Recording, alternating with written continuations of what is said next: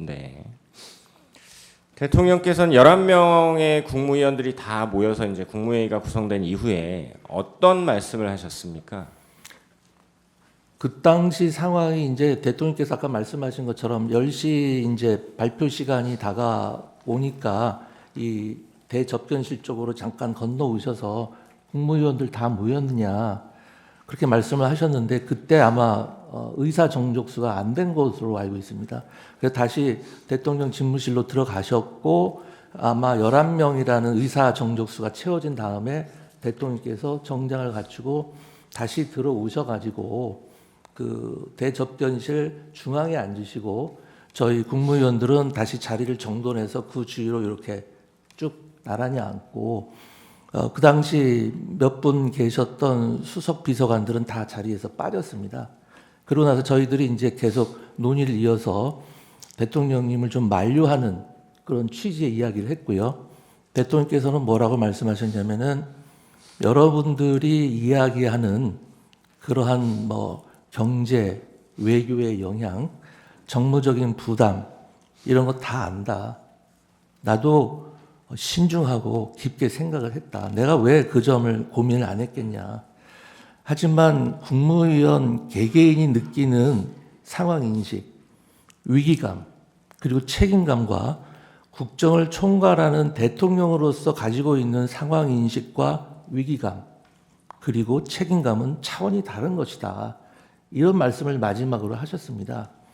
그때 제가 받은 느낌이 뭐였냐면은 제가 1차 탄핵소추 때 그렇게 심각한 영향이 있었는데 과연 그러면은 타 부처 장관들은 그런 사정을 알았을까 그런 생각을 했습니다. 그리고 지금과 같이 그 동시다발적으로 여러 명의 그 부처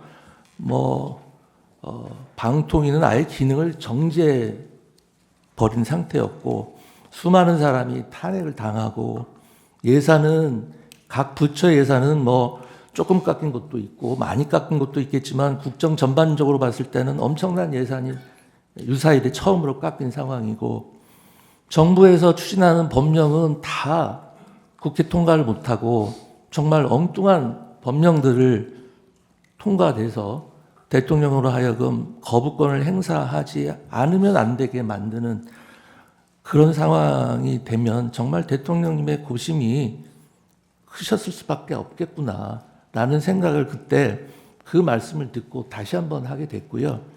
다른 국무위원들도 아마 비슷한 생각을 했을 겁니다.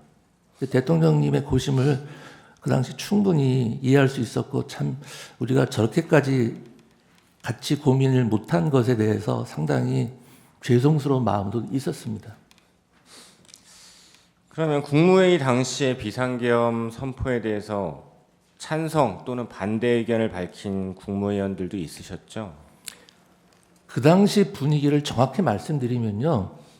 찬성과 반대를 밝히는 자리가 아니었기 때문에 어느 누구도 찬성이니 반대니 이런 워딩 자체를 한 사람은 없었습니다.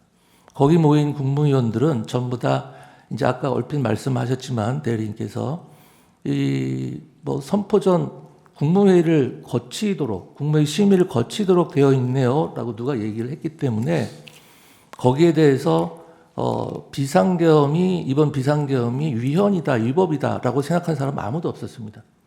단지 이렇게 비상계엄이 약 45년 만에 선포됐을 때 국민들이 이것을 받아들일 수 있겠는가, 외교나 경제에 미치는 영향이 얼마나 크겠는가, 과연 이걸 추후 정무적인 부담이라든지 야당의 공세를 막아낼 수 있겠는가 라는 것에 대해서 상당히 걱정과 우려를 했고 그렇다면 대통령님을 우리가 만류해야 되지 않는가 이런 상황이었습니다. 한 사람씩 뭐 돌아가면서 찬성 반대를 밝히는 자리도 아니었고요.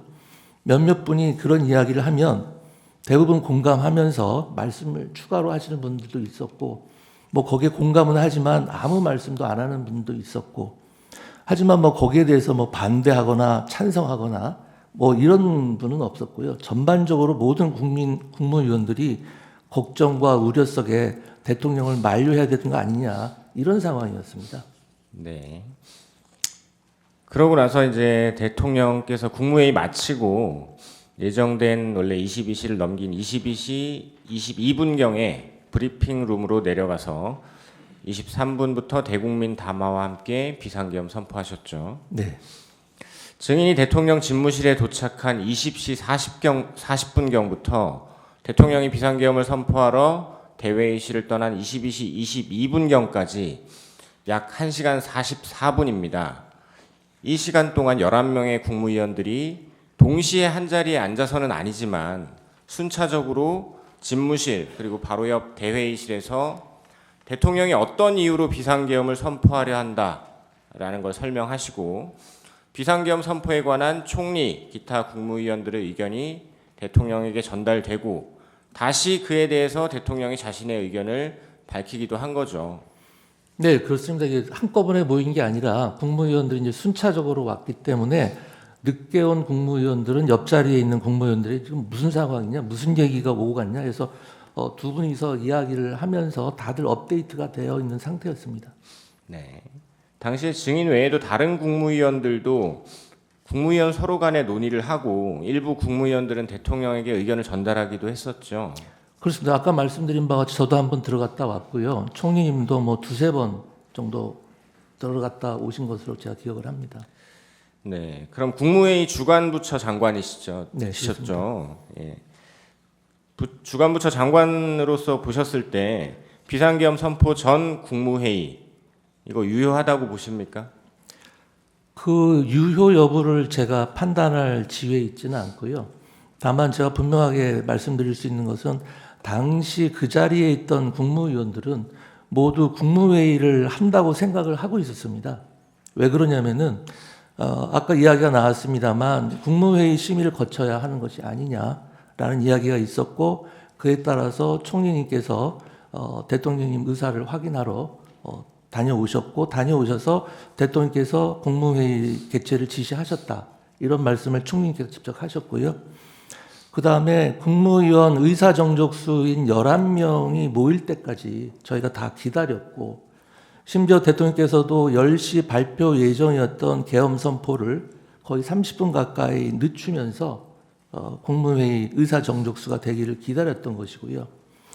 그 다음에 의사정족수가 된 다음에는 아까 말씀드렸습니다만 대통령께서 정장을 갖추시고 저희들이 모여있던 대접견실로 건너오셔서 중앙에 앉으시고 저희들도 자리를 다시 한번 정리해서 앉았고 그때 있던 수석 비서관들도 다 빠지고 이런 상황이었습니다. 그렇기 때문에 당시 참석했던 국무위원들 자체는 다 국무회의를 한다고 생각을 했을 겁니다. 저뿐만이 아니라.